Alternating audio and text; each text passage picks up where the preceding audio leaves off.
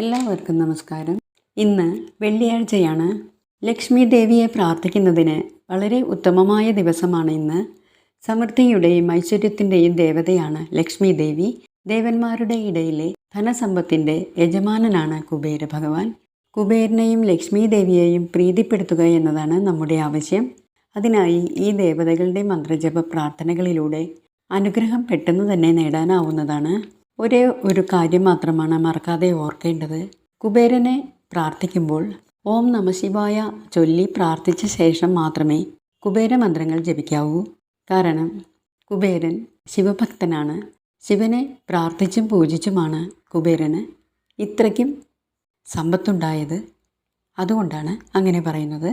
അതേപോലെ തന്നെ ധനാധിപനും യക്ഷരാജാവും അഷ്ടദിക്പാലകനുമൊക്കെയാണ് കുബേരൻ. വടക്കോട്ട് തിരിഞ്ഞാണ് കുബേര ഭഗവാനെ പ്രാർത്ഥിക്കേണ്ടത്. കിഴക്കോട്ട് തിരിഞ്ഞ് പ്രാർത്ഥിച്ചാലും നല്ലത് തന്നെയാണ്.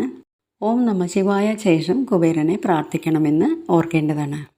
ഇതാണ് കുബേര ഗായത്രി മന്ത്രം. കുബേര ഭഗവാനെ മനസ്സിൽ ഓർത്തുകൊണ്ട് ഈ മന്ത്രം ജപിക്കാവുന്നതാണ്.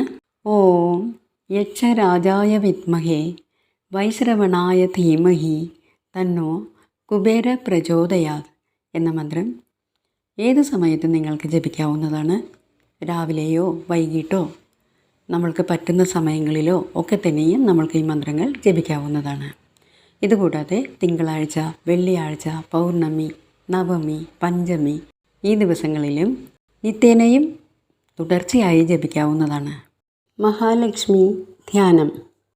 മഹാലക്ഷ്മി നമസ്തുഭ്യം നമസ്തുഭ്യം സുരേശ്വരി ഹരിപ്രിയ നമസ്തുഭ്യം നമസ്തുഭ്യം ദയാനിധേ.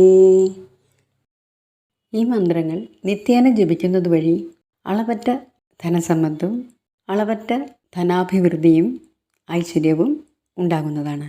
ഇത് ഇന്നേ ദിവസം മറക്കാതെ ജപിക്കണം കേട്ടോ.